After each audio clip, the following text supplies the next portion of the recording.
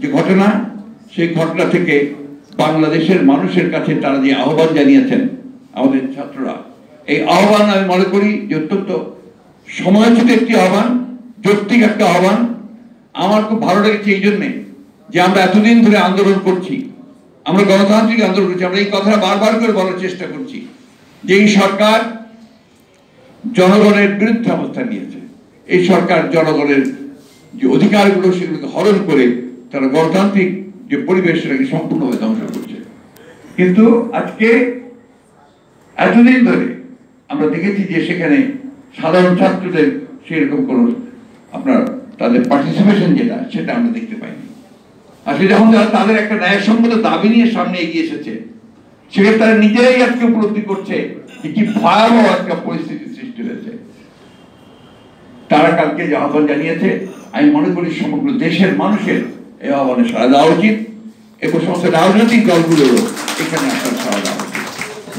আর কারণ কালকে যে বিষয়টা ছিল এটা শুধুমাত্র কোটা আন্দোলনের বিষয়ে পরিণত ছিল না।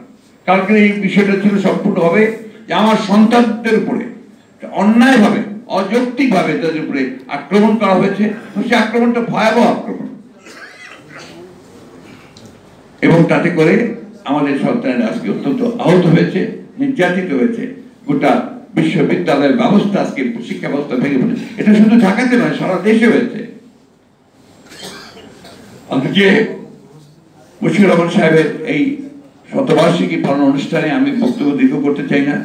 আমরা বারবার করে বলে আসছি যে আজকে দেশকে তারা ধ্বংস করে দিয়েছে।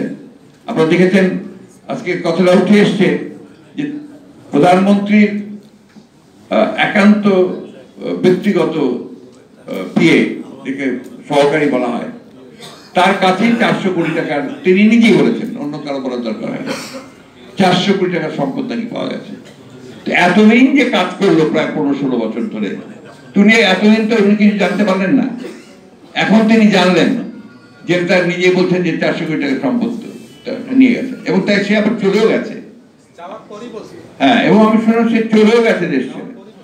এখন প্রশ্নটা হচ্ছে যে আপনারা এটাতে যাওয়ার পরেই বলেছে, আপনারা এতদিন এটা প্রমাণিত হচ্ছে যে একটা জিনিস একটু লক্ষ্য করবেন যে আসলে মূল যে দাবি জনগণের, যে একটা সুষ্ঠু অবাধ নির্বাচন চাই, এই গণতন্ত্রকে ফেরত চাই, ভোটের অধিকার ফেরত চাই, এই দাবিগুলোকে পাশ কাটানোর জন্য একটার পর একটা ঘটনা ঘটিয়ে তারাই ঘটনা ঘটাচ্ছে, ঘটিয়ে জনগণের যে দৃষ্টি সেই দৃষ্টিকে তারা বিভ্রান্ত করছে।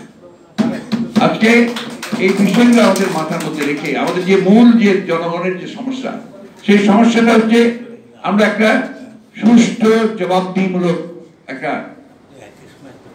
সরকার চাই, একটা ব্যবস্থা চাই, যে ব্যবস্থার মধ্যে দিয়ে মানুষের কথা বলার অধিকার থাকবে, যারা ক্ষমতায় থাকবে তাদেরকে জবাবদিহি করা হবে। এই বিষয়গুলো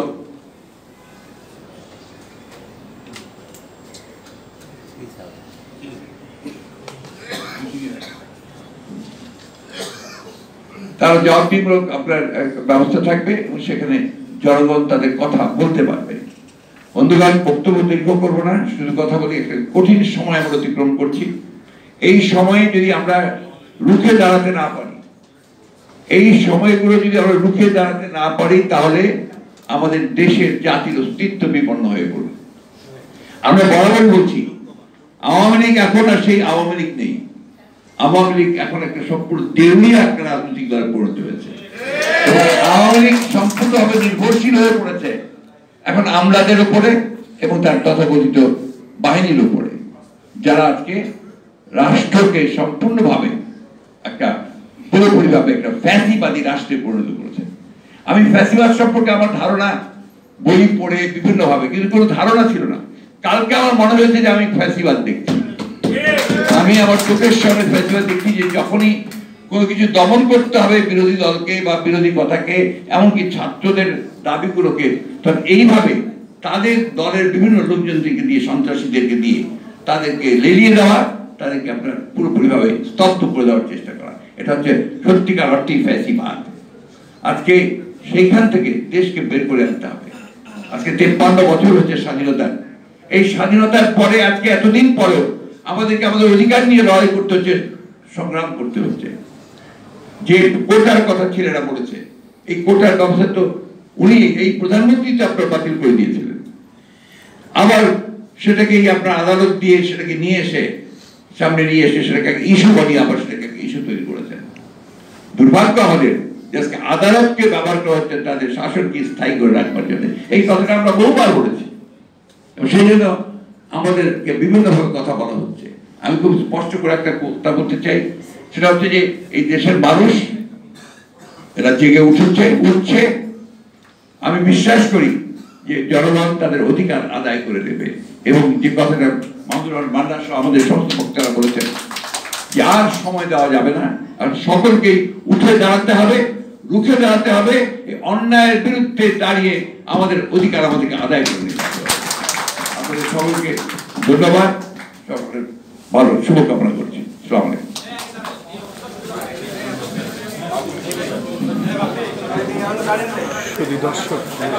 সম্মানিত উপস্থিতি, আজকের এই সমাবেশে জাতীয়তাবাদী মুক্তিযোদ্ধা দলের সভাপতি ব্যারিস্টার উলফত ভাই সহ অনেকে উপস্থিত হয়েছেন।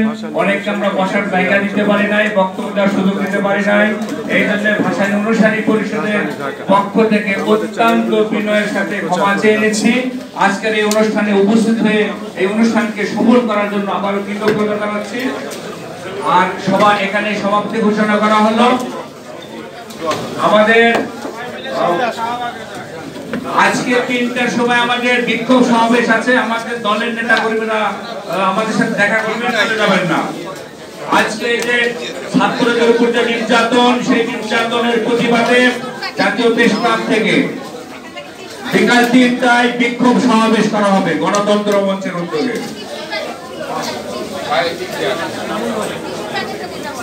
ডক্টর আবু ইউসুফ সচিব, সদস্য সচিব, ডক্টর আবু ইউসুফ সচিব, সদস্য সচিব, ভাষানী অনুসারী পরিষদ, সদস্য সচিব, ভাষানী অনুসারী সবাইকে ধন্যবাদ। উপলক্ষে আজকের এই আলোচনা সভা, এই আলোচনা সভা